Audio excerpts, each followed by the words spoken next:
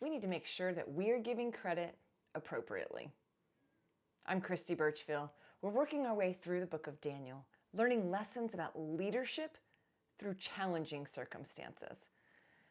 Today's group of verses is Daniel chapter 2, verses 24 through 28. Now, if you've missed any of the previous, make sure that you go through and click on the link in the description below to the full playlist. There's a lot of story that has happened up to this point, and you want to make sure that you understand that so that way this kind of makes sense. But we've had a king who's given an incredibly unrealistic expectation of what leadership should look like.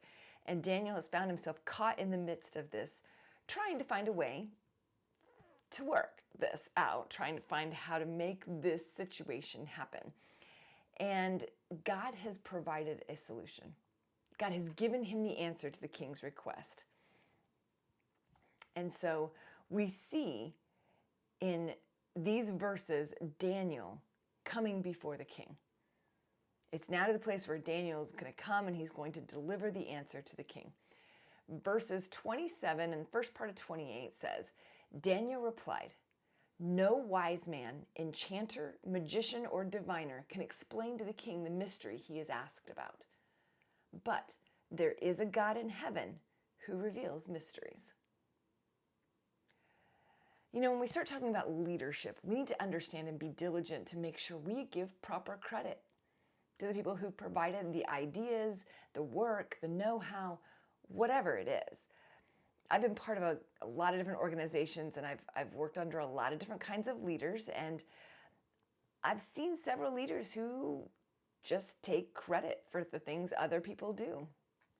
Oh, they were on my team, so it counts as my work. Oh, it counts as my idea. It counts as my...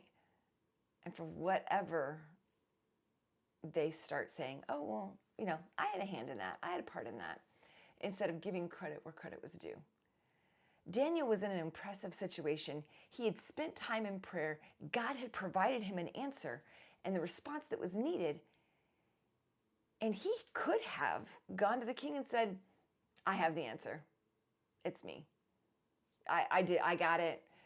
He could even have said, you know what, God gave it to me. I'm the special one. I'm the one that's entrusted with this answer. He didn't say any of that. Instead, he wanted to make sure that the king and everybody else understood completely that there is no one else who would have been able to have the answer or been able to do this except for God and God alone.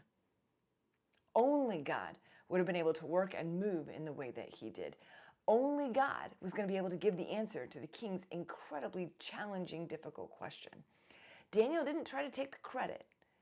He wanted to make sure that all the praise and all the glory went to God, because God was the one that's worthy of it, and God is the one who actually did the work. So, are we the kind of leader that makes sure that everybody gets the credit they deserve for the things that they have done?